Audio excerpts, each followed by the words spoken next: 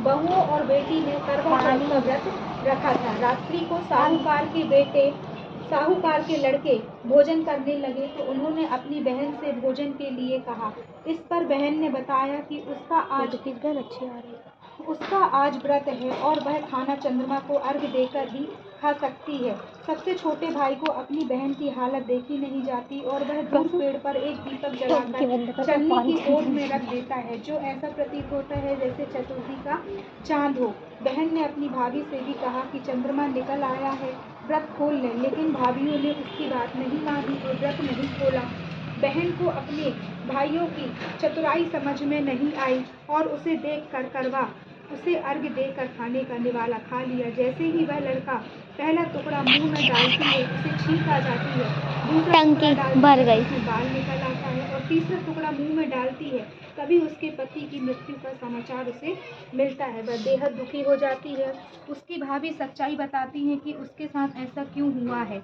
व्रत गलत तरीके से टूटने के कारण देवता उससे नाराज हो गए हैं। इस पर करवा निश्चय करती है कि वह अपने पति का अंतिम संस्कार नहीं करेगी और अपने सतीत्व में उन्हें पुनर्जीवन दिलाकर रहेगी।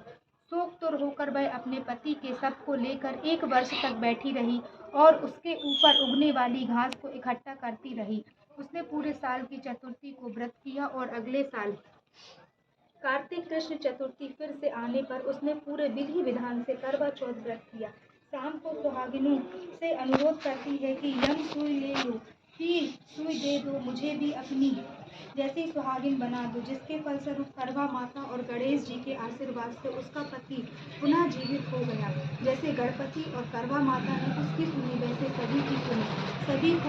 सभी का सुहाग अमर हो। इसी कथा को कुछ अलग तरीके से सभी व्रत करने वाली महिलाएं पढ़ती हैं और सुनती हैं। करवा चौथ का व्रत रख रही हैं जो गणेश जी और बुढ़िया माई से जुड़ी यह व्रत कथा पढ़ी। पौराणिक कथाओं के अनुसार एक बार गणेश जी ने अपने दोनों हाथों में 2 कटोरी लिए पृथ्वी पर भ्रमण कर रहे थे। एक कटोरी में दूध था, वहीं दूसरी कटोरी में कच्चे चावल थे, लेकिन गणेश जी के पास दोनों कटोरी बहुत छोटी थी, उनमें बहुत छोटे दूध और चावल थे। गणेश जी ने जाकर कई लोगों से खीर बनाने का निवेदन किया, लेकिन किसी ने भी उनकी बात नहीं मानी, क्योंकि इतनी कम चीजों से खीर कैसे बनती। आखिर में गणेश जी एक बुढ़िया यानी कि बूढ़ी माई के घर पहुँचे और उनसे प्रार्थना करने लगे कि वह खीर बना ले।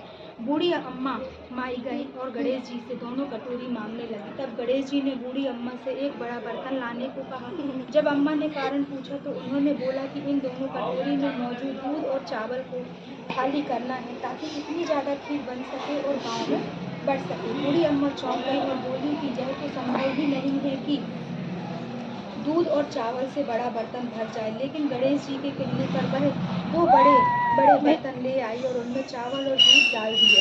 उसके बाद वो बर्तन चावल और दूध से भर गए, जिसे देख बूढ़ी अम्मा चौंक गई। उन्होंने खीर बनाना शुरू किया।